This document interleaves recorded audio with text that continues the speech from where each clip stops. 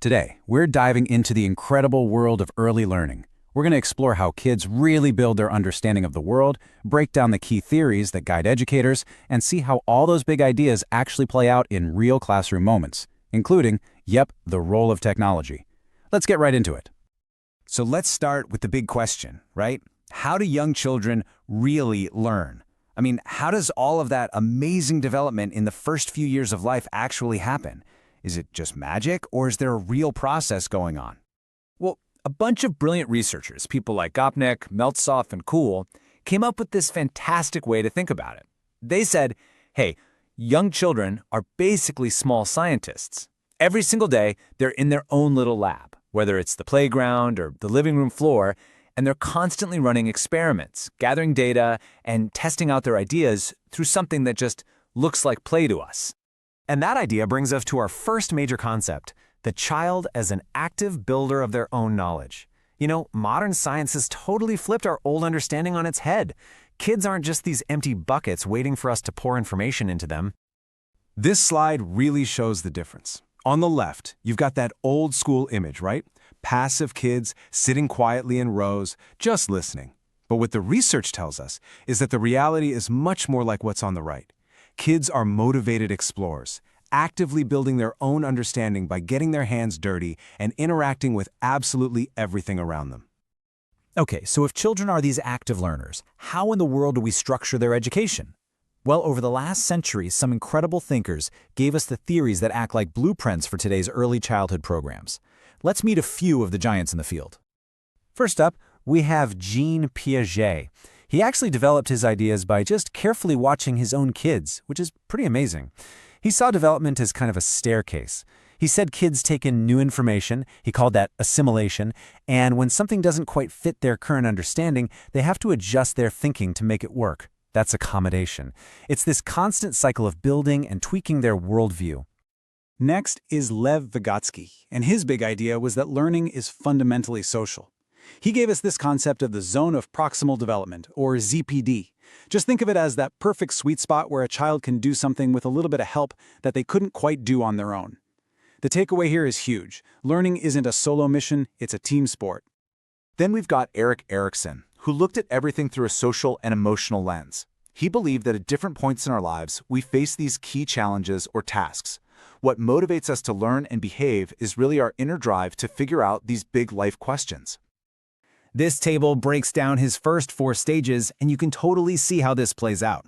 As a baby, it's all about learning to trust the world. Then, as a toddler, it's about becoming independent. That leads to the preschool years, the age of I can do it all by myself. And then, as they get a little older, they start focusing on what they can accomplish. And finally, Howard Gardner came along and completely challenged the idea that there's just one way to be smart. His theory of multiple intelligences says that people have all sorts of different strengths, from the bodily kinesthetic smarts of a dancer to the interpersonal smarts of a great friend. For teachers, this is a game changer. It means you can design a classroom where every single kid gets a chance to shine. Okay, so these theories are amazing, but what do they actually look like in a real classroom? How do teachers take these big, abstract ideas and turn them into real, meaningful conversations with kids? Let's just drop right into a real-life moment. Imagine you're a teacher, and you walk out onto the playground and hear this. A group of preschoolers is totally heartbroken because the awesome fort they just built is destroyed. Now, this is more than just a little argument. It's a golden opportunity for learning. This is what educators call a teachable moment. It's totally spontaneous, yeah, but it's exactly the kind of thing a skilled teacher is always ready for. They have a plan in their back pocket for when these moments of conflict or curiosity or discovery pop up. So look at how the teacher intentionally responds. Step 1, validate their feelings. That's pure Erikson, building that trust. Step 2, ask them for solutions. That's Piaget, getting them to be active problem solvers. Step 3, suggest they collaborate with another kid. Hello, Vygotsky. And finally, reinforcing the value of teamwork. This is what it looks like when theory comes to life. All right, now let's fast forward to the 21st century. Where does technology fit into this whole picture of active, hands-on, intentional learning? To really get why this matters, just look at this number, 2.2 hours. That's the average daily screen time for kids between 2 and 5. Technology is already a massive part of their lives, so the question for educators isn't if they should use it, but how they should use it well. And the trick is to think of technology as a tool, not just another toy.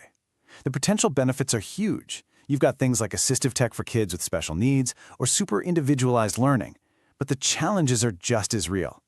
If we're not careful, it can easily push aside active play and face-to-face interaction.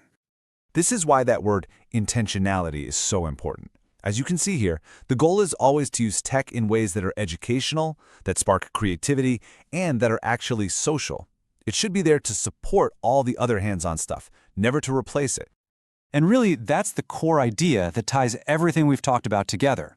Effective early learning isn't really about the specific materials, it's about the quality of the interaction. A thoughtful, intentional teacher is what turns a pile of blocks, a simple book, or even a tablet into a powerful engine for learning. Which leaves us with one last big question to think about. In a world that is just full of screens, how do we make sure we're protecting those absolutely essential foundations of learning? Hands-on, messy, social, imaginative play.